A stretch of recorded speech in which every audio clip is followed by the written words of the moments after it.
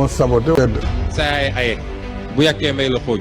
bu may woote dialogue toujours c'est pour nit ñi waxtaan. bi mooy ñaari mandat lay def buñ ko may. bëggoon mooy ci kaw li muy def mu am lu mu ci teg am lu mu ci yokk la nga xam ne vraiment dina aider jeunes yi ñu am yoon waaw ñu am yoon bi nga xam ne dinañ ci réussir ñu ngi remercier nag partenaires yi nga xam ne ñoom ñu accompagner fii association des jeunes entrepreneurs vraiment on vous remercie d'avoir répondu à nos sollicitations, d'être là et de comprendre notre objectif.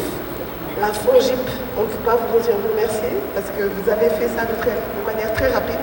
Vous avez compris ce qu'on cherchait à faire et vous avez. Nous remercions la Chambre de commerce qui est là, présente, et un partenaire présent. Vraiment, nous remercions tout le monde d'avoir répondu positivement en moins d'1 mois. C'est pas évident. C'est pas évident. Nous avions une date ici, un spectacle. Je vous dis, vraiment, on ne va pas à ça. Il faut qu'on participe à la vie quotidienne. Il faut qu'on participe vraiment à la vie associative. Et notre moyen principal de le faire, c'est ceux qui sont avec nous, les jeunes entrepreneurs, j'en vois un. Donc, ils sont là, ils se battent tous les jours, vraiment à s'en sortir. Voilà. On appelle tout le monde. Les jeunes, ils étaient tout le temps présents. Je suis très très proche de mon public. À chaque fois, ils venaient supporter, acheter un billet et rentrer. Il y en a même qui avaient toujours du mal à rentrer chez eux parce qu'ils n'avaient pas quoi payer un taxi pour rentrer chez eux. Et ça me touchait tout le temps. Donc, je l'avais proposé il y a 2 ans. Le dernier grand théâtre. Pourquoi pas nous aider à acheter les billets, vendre les billets, appeler le monde, et après prendre cet argent, créer quelque chose, ouvrir un restaurant, avoir un revenu que vous allez vous-même gérer. L'année prochaine, on va faire pareil, ouvrir un autre, investir sur un autre projet que d'autres 10 ou 20 comme gérer. Si on le fait d'ici 10-20 ans, on sera tous à l'abri. C'était ça l'idée. Malheureusement, avec le Covid, on n'a pas pu réaliser. Donc, madame a eu cette idée en tête depuis et elle a fait appel à ses amis et partenaires que je remercie au passage. Et voilà, c'est le premier G. J'espère qu'on va suivre et que tout le monde va trouver son compte. Je ne vais pas continuer, je vais m'arrêter là. J'espère qu'il y a le génie du Japon, Inch'Allah. Allez. Entrepreneur, représentant de la Chambre de commerce, a prévu un discours parce qu'on m'avait dit de faire la présentation du FONGIP de manière générale. Donc je vais le faire parce que chaque fois qu'on sort dans des manifestations comme ça, c'est important de dire ce que le FONGIP fait de manière générale. Parce que faut dem dañ la ana xaalis bi ko leen financer. Donc c'est important les jeunes entrepreneurs ku muntu doon nga xam lan mooy FONGIP. Le FONGIP c'est le fonds de garantie des investissements prioritaires. Donc notre cœur de métier c'est la garantie. Donc lu ma ko mën a waxee de manière générale mooy tey jii bépp Sénégalais bu am dossier déposé ko banque. La banque va te demander naturellement de donner des garanties. Et nous savons que pour avoir des garanties, ce n'est pas facile. D'habitude, on te demande de donner ce qui est du cœur. Nous avons donné ce qui est du cœur, c'est un projet de 4 millions. C'est pas sûr. On te demande aussi de donner soit un auto, un titre comme ça. C'est pour cela la raison pour laquelle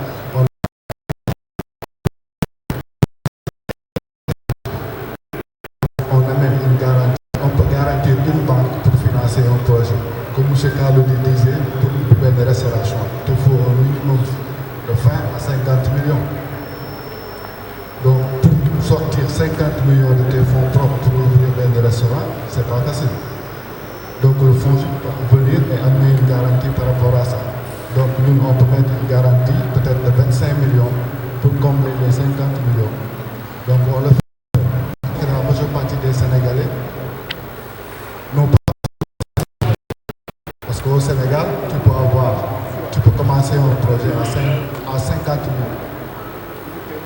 même, on a eu des succès à 10 000 francs, des femmes qui ont commencé avec 10 000 francs, c'est bien net. 2 ans, 3 ans après, elles se sont retournées avec des millions. C'est possible.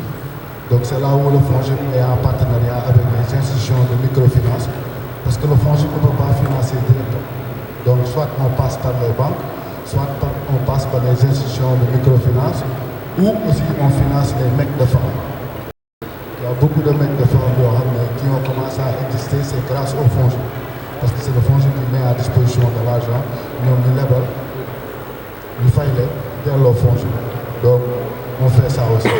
Donc dans le cadre du refinancement, c'est très important parce que la majeure partie des jeunes entrepreneurs ak ñu mënti demee ñoom si cadre boobu la ñuy gën a dugg pour leur dugg parce que c'est des projets qui commencent entre 500 000 jusqu'à 5 millions.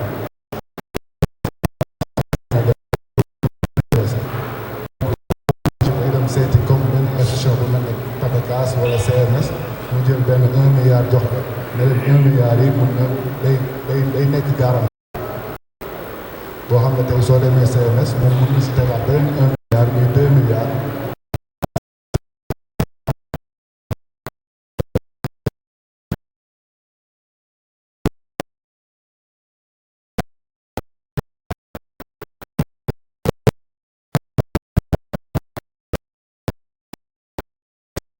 On va voir benn genre de partenariat qu'on pourra créer boo xam ne tey jii on pourra mettre peut-être un fonds lui permettre tous les jeunes qui sont là ou les femmes ñu mën a am benn pousse-pousse boo xam ne dinañ aider pour ñu gën a développer seen industrie.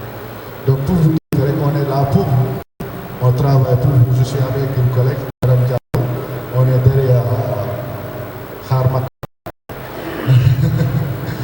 mooy mu jaay mooy ñu mosal sànq si donc on est là à votre disposition si vous avez besoin d'informations on est disponible ay gërëm ñëpp di sant ñëpp je vais penser que je vais faire le nécessaire pour financer tous les Sénégalais mais bépp Sénégalais bu am koo xam ne déjà en activité financer ko yomb parce que nous ça nous aide à sécuriser nos financements. C'est quelqu'un qui a déjà am leneen sur le pousse-pousse bokk la koo xam ne tey jii soo ñëwee jox ko montant nga dem yóbbu ko mën na jël. D'abord les entrepreneurs félicitations d'être là di sant bu baax a baax ñi ma toogal ci panel bi principalement Carlou D ak Niania parce que c'est une initiative noble tey bu ñuy wax développement Sénégal lan moo koy indi les jeunes ndaw ñi dañuy wax te bu ñu nee ndaw ñi ñu ngi wax naan ñiy liggéey ñiy daan seen doole te ñoom entrepreneuriat lañ ko gën a gisee donc tey initiative bi nga xamante ni tout Sénégalais war nañ ci am part de responsabilité ndax Sénégal ñun ñëpp ñoo ko bokk donc Sénégal ñu joxoon état wala keneen ak keneen ñun ñëpp ñoo ci am responsabilité donc bu ñuy jëlee responsabilité bu toll nii ne dañuy accompagner les jeunes vers le développement de notre pays c'est vraiment à féliciter donc tàccul leen loolu parce que c'est énorme. Donc nous avons choisi dañoo wéeru ak Carlou ak Niania ngir lañ taxawal projet bi nga xamante ni je trouve que c'est très innovant parce que tey bu ngeen xoolee autour de la salle les entrepreneurs ak les idées yi nga xamante ni ils exposent aujourd'hui li ma ci gën a neex nag jigéen ñi ci ëpp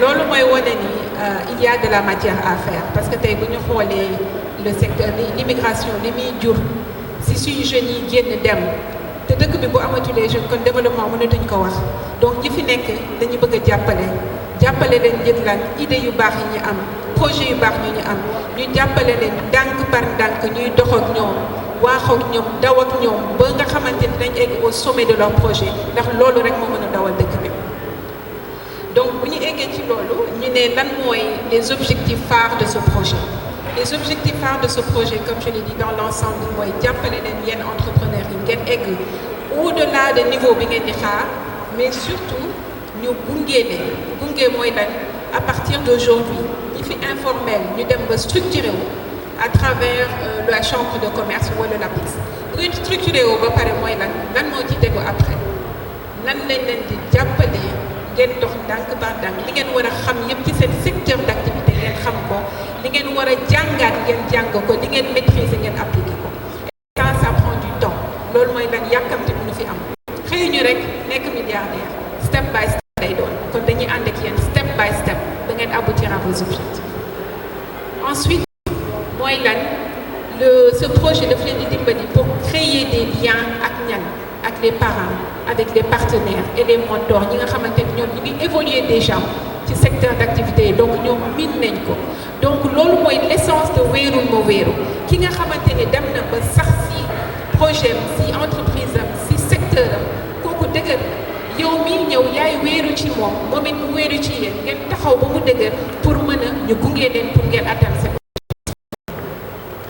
ensuite il y a le coaching mooy lan surtout le coaching en développement personnel lan mooy coaching en développement personnel mooy ñu gunge leen pour ngeen xam seen bopp mooy lan mooy le développement de soi-même yéenay kan c'est-à-dire seen qualité seeni défaut lan ngeen di liggéey ba ñëpp xam ni kii kat fulla ak fayda moo ko tax a jóg après nag ñu gunge leen ci nan ngeen di gérer seen business ñi ngeen di liggéey nan ngeen leen di accompagner et tout ça processus boobu yëpp comme je dis ça prend du temps il faut être très patient par contre nous avons aussi des attentes am na lu ñuy xaar ci yéen am na lu Karl ak Ñaaña di xaar ci yéen am na lu am na lu partenaires yi di xaar ci yéen am na lu mentor yi di xaar ci yéen donc loolu laa bëgg ñu waxtaan ci tuuti projet bu mel nii xam ngeen ni que c'est un investissement pas seulement en argent mais en temps et en expérience yi nga xamante ni am nañ ko donc xaar nañ ci yéen benn niveau d'engagement benn niveau de dévouement ngeen wane seen bopp ni lii ñun bu ñu tànnee parmi tant d'autres c'est parce que am na lu ñu am mais au-delà de am na lu ñu am est-ce que mën nañ leen confirmer ni que lii nga tax ngeen tànn ñu on va pas vous décevoir donc on sera avec vous jusqu'au bout. Ensuite ce que j'ai vu mooy durant la préparation de ce jour-là il y a eu énormément d'échanges dans les groupes WhatsApp qui ont été créés. Donc il y a un esprit de cohésion, un esprit de partage qui est important que ngeen préserver ko parce que lan mooy gën a daaneel économie mooy ñi nga xamante ni ñoo bokk secteur jàppalante wu donc tey secteur d'activité yi ci nekk ñi fi nekk su ngeen booloo nekk benn rek seen secteur d'activité foog mu dem donc esprit de cohésion d'équipe boobu ngeen commencé parce que xamantewu leen lii moo leen boole donc li leen boole dafa fort ngeen préserver loolu c'est très important. Ensuite ngeen développer seen curiosité lan mooy lan sama industrie lan la laaj tey lan lay laaj te suba ñi nga xamante ni ils sont dans les pays développés sama secteur d'activité ñoom fan lañ ci tool lan laa war a jàng pour mën a egg à leur niveau pas seulement de se suffire de ce qui existe. Ensuite il y a des associations qui sont là pour nous aider. L'association des jeunes entrepreneurs du Sénégal je pense qu'ils m'ont parlé tout à l'heure et merci pour leur présence ay association la yoo xamante ni ñu ngi fi pour lan pour am une voix pour qui les entrepreneurs yéen donc bokk leen ci association yi parce que ñoom ñoo leen di jàppale pour ngeen gën a mën a amplifier seen voix pour mën a am li ngeen bëgg à travers les autorités publiques mais surtout ngeen gën a investir ci seen développement personnel c'est très très important parce que liggéey fulla ak fayda moo ko yor ngeen naan loolu bu ci ñàkkee rek du dem te defe naa ñi fi nekk yëpp tey pour teg programme bu mel nii jël seen temps seen effort seen énergie seen xel yëpp il faut ngeen wan leen fulla ak fayda mooy lan wane leen seen bopp comme je disais tantôt wane leen seen bopp parce que les partenaires dañuy repérer aussi qui sont les niches kon fexe leen bu ko fi toog rek nga ne man la ñuy repérer man la ñuy gën a jàppale donc c'est très important ngeen xaar attentes yooyu si yéen. Et sur ce, de la présenter, nous avons aujourd'hui 7 différents secteurs d'activité parmi les 50. Le premier secteur d'activité, c'est l'agriculture, l'élevage, la pisciculture. Ensuite, nous avons le BTP, donc l'immobilier et le transport. Ensuite, nous avons les secteurs des business services. Projet bi yóbbu ko fu ñu